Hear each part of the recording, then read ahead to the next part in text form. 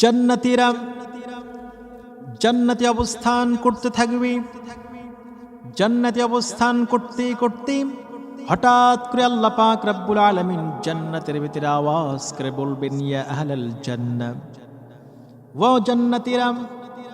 জান্নাতীরা সঙ্গে সঙ্গে আল্লাহ পাক রব্বুল আলামিনের কণ্ঠকে চিনে ফেলবে।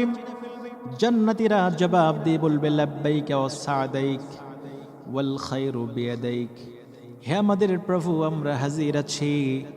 আল্লাহ পাক সেদিন জান্নাতীদেরকে বলবেন, হাল রাদিতু, ও জান্নাতীরা, তোমরা কি জান্নাতের ভিতরে খুশি আছো নাকি? এই কথা শোনার পরে জান্নাতীরা বলবে, রব্বুল আলামিন দুনিয়াতে তাফসীর মাহফিল থেকে, উলামায়ে কেরামদের কাছ থেকে, কোরআন আর হাদিস থেকে জান্নাতের যত নিয়ামতের বর্ণনা আমরা শুনেছিলাম, কিন্তু আজকে আমরা জান্নাতের ভিতরে এসে দেখি তার চাইতে কোটি গুণ নিয়ামত জান্নাতের ভিতরে বেশি। এই কথা বলার পরে আল্লাহ রাব্বুল আলামিন বলবেন, হাল আযীদুকুম, ও জান্নাতীরা, আমি কি তোমাদের নিয়ামতগুলোকে একটু বাড়িয়ে দেব নাকি? এই কথা শোনার পরে জান্নাতীরা আপসেট হয়ে যাবে, জান্নাতের কিউরিসিটি বেড়ে যাবে।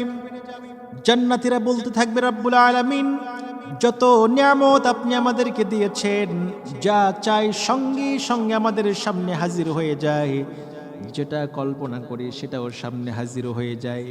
হে আমাদের প্রভু, আমাদের আর কিচ্ছু লাগবে না।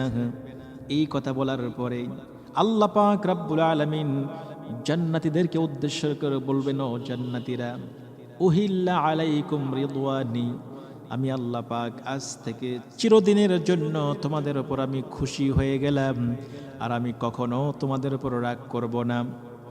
এই কথা বলার পরে আল্লাহ রাব্বুল আলামিন জান্নাতীদের সামনে, তার চেহারার সামনে থেকে যতগুলো নূরের পর্দা ছিল, সমস্ত নূরের পর্দা আল্লাহ পাক রব্বুল আলামিন সরিয়ে দেবেন। সেদিন আল্লাহ পাক রব্বুল আলামিন সরাসরি বান্দার সঙ্গে জান্নাতের ভিতরে সাক্ষাৎ করবেন। বলেন সুবহানাল্লাহ।